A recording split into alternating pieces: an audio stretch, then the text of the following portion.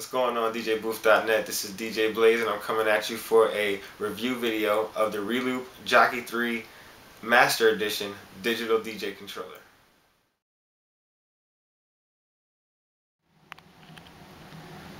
So we're going to kick it off with the first impressions and the setup section of the review. And first impressions of the Reloop Jockey 3 ME Edition are very promising. I mean, you have a full metal construction chassis here. All the faders feel really solid. Everything matches up nicely. It matches up with Traktor very nicely. The layout is very nice, very intuitive, like most of the 4-deck controllers out there. You see 2 decks here, but that's just because it's easy to put in a nice compact layout instead of having your 4-line faders here. You have a switch up here that can select which deck you're going to be operating in that time. And the jog wheels feel great. So first impressions, very good controller, nice, heavy and sturdy, feels like it's built to last, and it goes along with the other pieces of gear that Reloop is now offering. It just follows suit.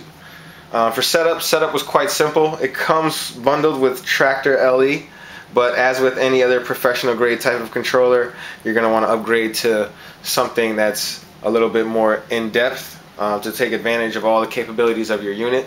So for this review, we're going to be doing Traktor Scratch Pro 2, as with the rest of the reviews that we do here. This is a Traktor ready controller, so the mapping will be very good. In order to set it up, all you got to do is plug in your outputs, and you can just plug in your USB here, your power cable. And for some odd reason, my model of Jockey 3 did not come with the software CD. So I had to actually go to the Reloop website to download the driver. So once I got the driver and the TSI mapping for Traktor 2, very easy to get right there on reloopdj.com. You go to the forum section and it's right in there. Easy layout. You get the files, get the mapping. There's directions on there to show you how to map it. Not very difficult. A little bit more in depth than some other controllers out there, but still not difficult, easy to do. Just dive in and follow the instructions. You'll be up and running in about 5 minutes time. Next up, we have the inputs and outputs, and straight from the left we have the power source, the on-off switch, USB input adapter for the computer connection. We have the jog sensitivity, so you can adjust how the jog here will respond to your touch. We also have an LED dimmer knob back here, so you can dim or brighten the LEDs of your controller. We have a master throughput here, and we also have a master 2, which is your balanced 1/4-inch connection. We also have an RCA unbalanced master 1, and we have a booth RCA as well. Then we also have a line or phono input 1 or input 2, depending on which side of the deck you want to put that input to. And there's also a ground post here for your analog decks. Around the front we have a microphone input with the level control knob here. Turn that off and on. And we also have headphone input. We have a 1/4-inch and an 1/8 inch.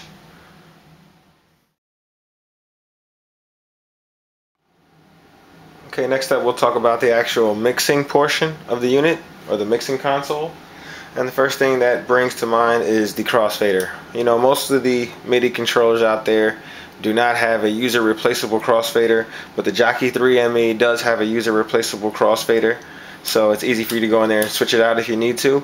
It is an alpha fader. I was able to dive deep and open it up and check it out. It's an alpha fader, just as found on other great mixers out there and controllers. And it's a very short body, so I'm not sure that you'll be able to replace it with a Pro X fader or an Inno fader or anything like that yet. I'll try to update the review on that and let you guys know. The crossfader is a nice short throw, but it has very little resistance, decent for scratching. It also has a curve adjustment up here on the front, which is in a knob, and along with that, the line faders are very long. Nice long throw line faders, good for getting an accurate mix out there when you're doing your house thing, or just doing some extensive fading. With both of these decks here that you can see, they have the low, mid, and high and gain knobs here, just as they would be on any other controller. And they're very rugged and sturdy, and they have that rubber-like feel to them. So I really like that. They're a little oversized, which is good.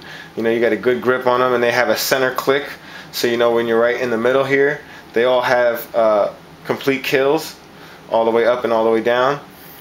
And we have also here your master controls. We have your master and your booth oversized knobs. They're in red, so that way you know you're messing with volume. And then we also have the headphone volume control, which is also in red here in the middle.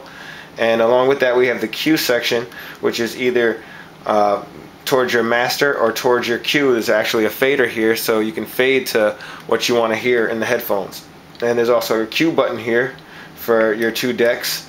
And this is a 4-deck mixing unit. In order to get to your other decks, you can switch your switch here. You have a switch that either gives you deck A or deck C on the left side, and deck D or deck B on the right side.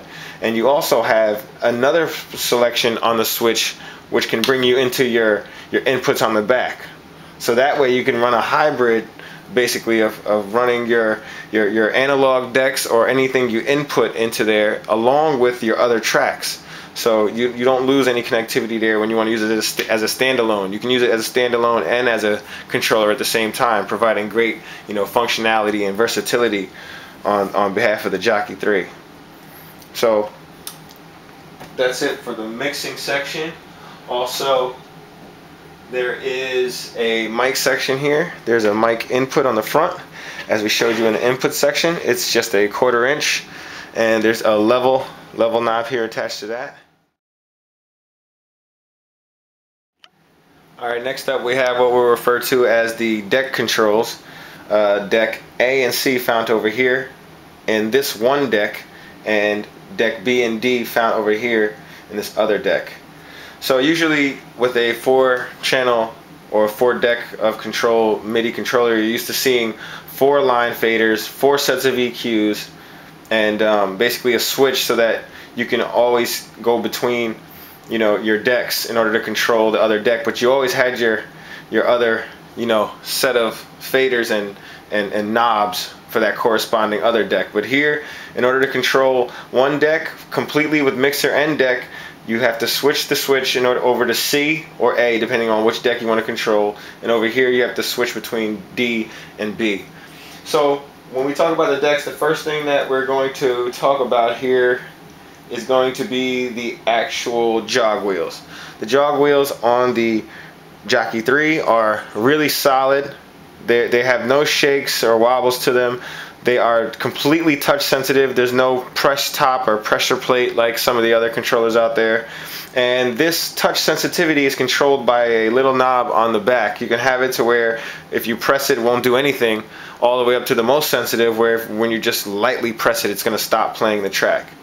Also, these jog wheels are adjustable for tension. There is a knob that's found on the side or somewhat underneath each deck. They have their own adjustment for tension knob, and it makes it so it can be either very loose if you're going to be doing a lot of, you know, more fancy, you know, movements with the jog wheel, or they can be very tight to where, you know, you're not really making a mistake when you hit it accidentally.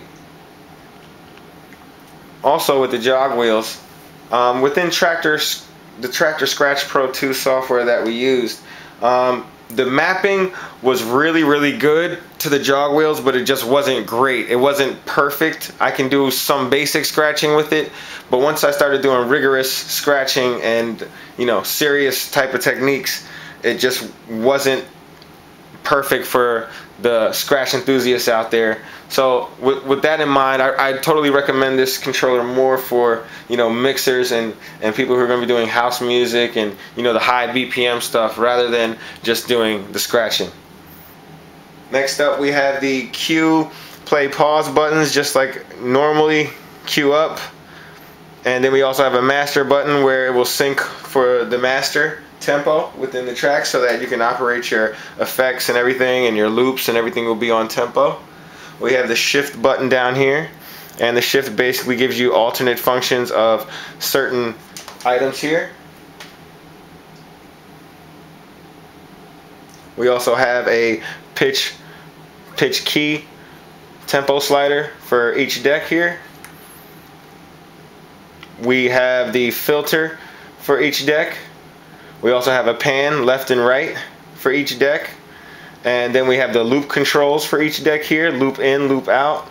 You can change or move the size of the loop with the knob up here. You can shorten or grow the length of the loop with the knob there.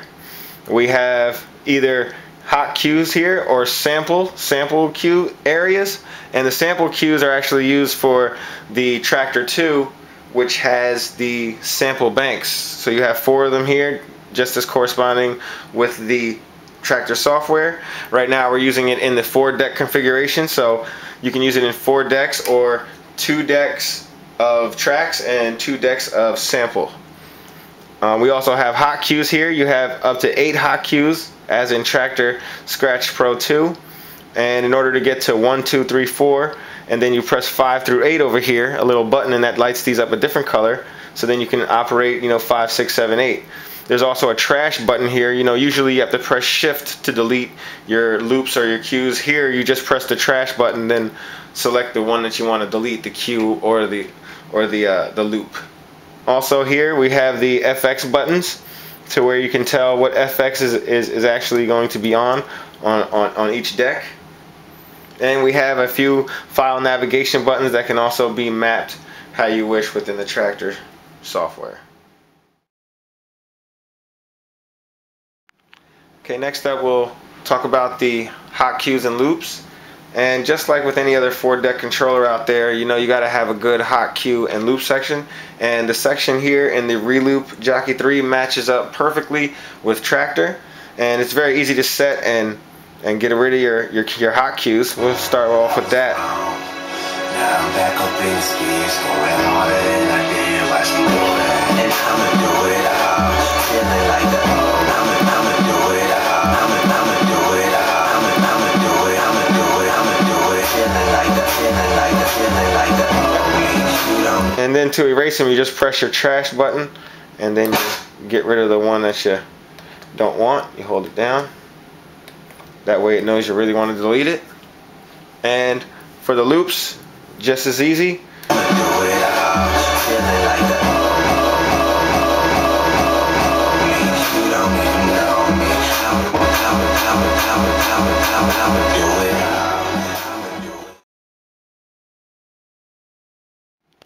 Now for effects and for file navigation, or for browsing through your tracks, just like with the other controllers, there's a big oversized knob here that you can see me scrolling through the tracks with. And when you're ready to load, you can just load the next track there, or you can load a track to your other deck, or whatever deck you select. Like I can also load deck B and deck D, and they'll all light up here. As for the actual effects, the effects knobs and parameters and presets line up perfectly with Tractor. As you can see, they have the 4 knobs up here for FX Bank 1 and the 4 knobs on this side for FX Bank 2. And the first knob is for your dry and wet, and then your next 3 are for your parameters 1, 2, and 3. Same on each side. And they're easy to enact. You have all of those different effects that are within the Tractor Scratch Pro 2 software. I'm not going to go through them all. There's a bunch, and they all work as needed. And each of these effect parameters have a lighted LED strip so that you can see just how much of your effect is on right at a glance without even looking at your laptop. So that's nice and intuitive, easy to view and see what effect you have on and what the level is right at a glance. And it's similar to what was found on the Stanton SCS system. And I really like that feature a lot. Works great. Easy to see in the dark when you're playing at your club, or when you're just playing in your bedroom and you just want to look down instead of looking up at your screen.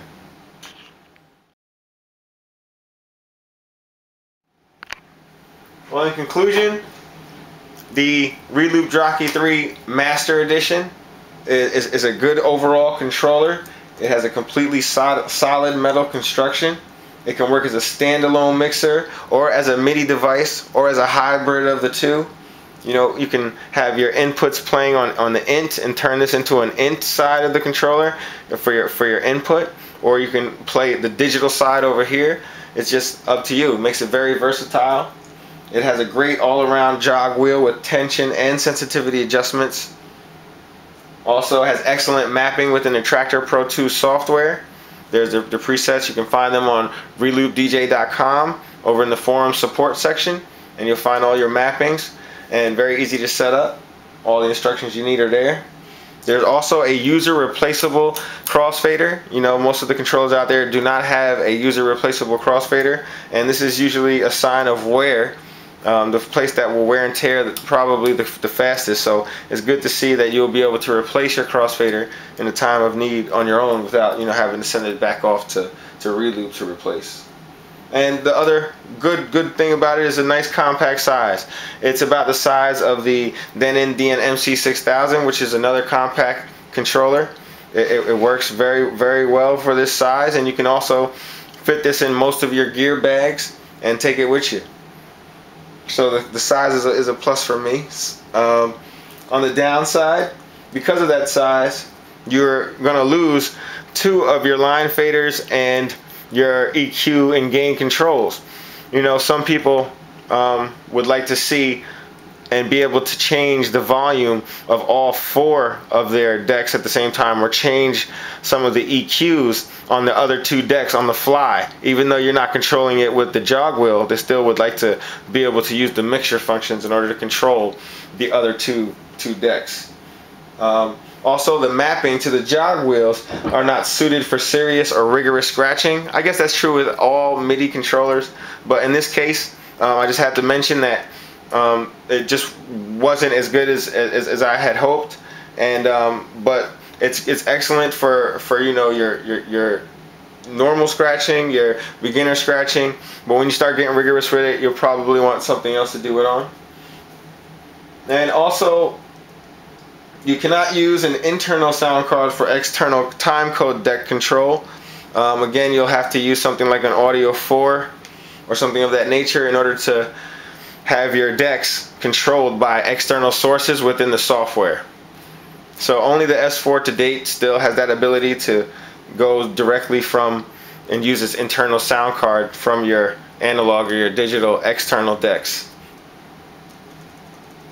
So overall, we recommend this for any DJ who needs a good controller. You know, if you're just doing a lot of mixing and you're not doing a whole lot of scratching, but you know, you just want a good solid controller that's going to last you a long time, that's compact and has everything that you need within the Tractor 2 software, then this is a good choice for you. It's priced well, and it won't break down on you. It'll be there to last, and it's a good all-around controller.